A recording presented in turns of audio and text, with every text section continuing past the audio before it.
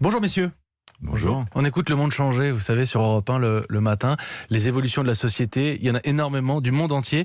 Et s'il y a une évolution de ces dernières années, c'est bien ce qu'on a appelé l'ubérisation. L'ubérisation du monde du travail qui a peut-être connu un coup d'arrêt. La Cour de cassation a validé hier la requalification en contrat de travail du lien entre Uber et un de ses anciens chauffeurs.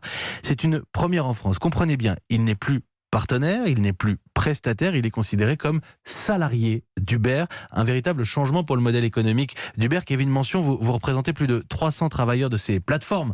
Parce qu'il n'y a pas que Uber, évidemment. 300 travailleurs qui demandent la requalification de leur contrat. Aujourd'hui, vous espérez quoi? Jurisprudence à partir de cette décision?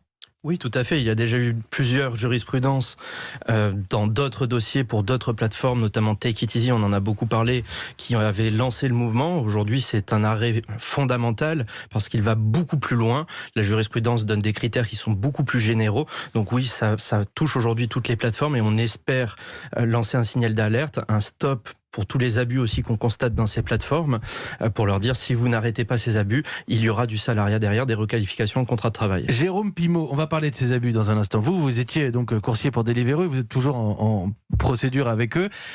Jérôme Pimaud, concrètement, en quoi est-ce que vous étiez un salarié et non un prestataire ?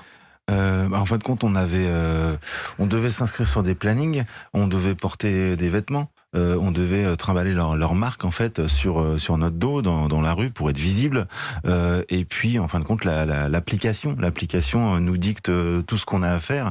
J'ai même connu une époque où quand les courses nous arrivaient sur notre téléphone, on pouvait pas les refuser, il fallait qu'on les fasse quoi. Sinon on avait un petit coup de téléphone d'un gars qui nous mettait la pression. Alors la pression, arrêtons-nous un instant.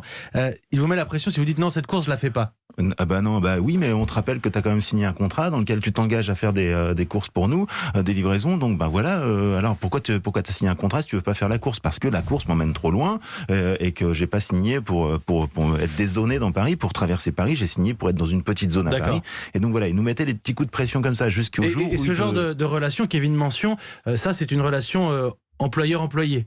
Exactement, et puis on a beaucoup de critères qui le montrent. Il y a souvent de la notation, il y a souvent des statistiques qui sont prises en compte, et là la Cour de cassation l'a d'ailleurs relevé.